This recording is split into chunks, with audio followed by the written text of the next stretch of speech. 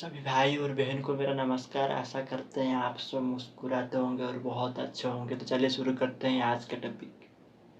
आप सभी कहीं ना कहीं बुक जरूर पढ़ते होंगे, मगर जब भागवत गीता के नाम आए तो यार ज़्यादातर हिंदू लोग के अंदर भक्ति के भाव पैदा होते हैं।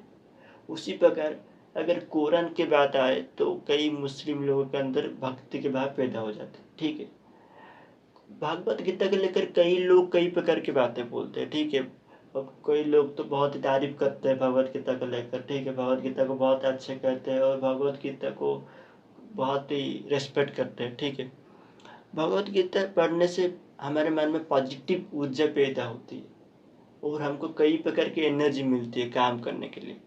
और यहाँ पर कई प्रकार के अच्छे बातें लिखा है। और देखिए, ये सब बातें मैं नहीं बता रहा हूँ, ये कई बड़े लोग ये बताते हैं। ठीक है, कई बड़े लोग पढ़कर ये बात बोलते हैं।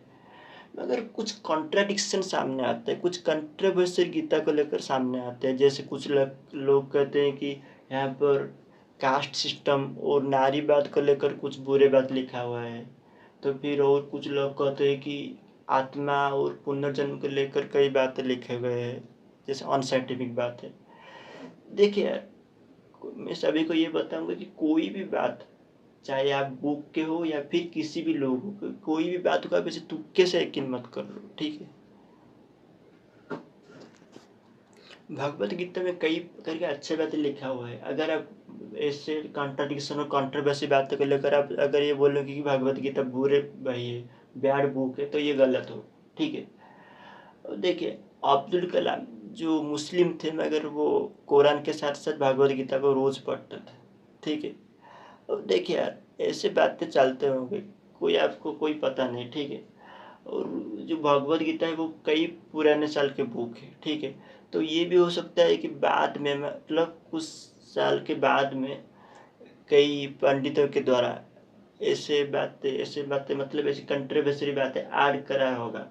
मतलब कुछ बातें ऐसे पंडितों के द्वारा ऐड हुआ होगा। ठीक है, तो देखिए यार, ऐसे बातों से आप दूर रहिए और आप जो अच्छा है उसे सीखने के लिए ट्राई करें। ठीक है, उसी प्रकार कुरान को लेकर भी कई कंट्रोवर्शन आते हैं, मगर देखिए कुरान भी बहुत ही अच्छा बुक है। ठीक है, कई बड़े लोग उनको मानते हैं कुरान को और कई बड़े लोग उसको पढ़ते हैं। ठीक है, रेस्पेक्ट करते हैं।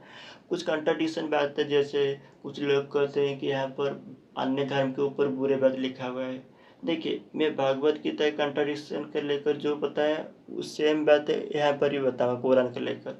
तो यार, किसी को भी आप ऐसे तुक्के से मत यकीन करो। ठीक है, और देखिए, सभी को रेस्पेक्ट करो, सभी बुक को पढ़ो, जो सीखना है सीखो। ठीक है, स्वामी विवेकानंद जो हिंदू थे मगर वो गीता को पढ़ने के साथ साथ वो कुरान को भी पढ़ते थे। ठीक है, कुरान को भी अच्छे से पढ़ते थे और वो मुस्लिम मतलब इस्लाम धर्म के अद्वैतवाद सिद्धांत को बहुत तारीफ करते थे। ठीक है, और देखिए यार, अगर आप हिंदू हो तो आप गीता को जितने रिस्पेक्ट देते हो उतना ही रिस्पेक्ट दो कुरान को, और अगर आप मुस्लिम हो तो आप जितने रिस्पेक्ट देते हो कुरान को इतने ही रिस्पेक्ट दो आप भगवत गीता को। ठीक है, और देखिए यार, ये दोनों बुक को आप धर्म की पुस्तक जैसे मत समझो, ये दोनों बुक ज्ञान की पुस्तक समझो। ठीक है, यहाँ पर ज्ञान भंडार है इस दोनों बुक में। ठीक है, तो जो सीखना है यहाँ पर ये सीख लो ये दोनों बुक से। ठीक है, और देखिए, जो लोग ये दोनों बुक के ऊपर कई प्रकार की कंट्रोवर्सी बातें, कई प्रकार की कंट्रडिक्शन बताते हैं, तो उन लोगों के बारे में आप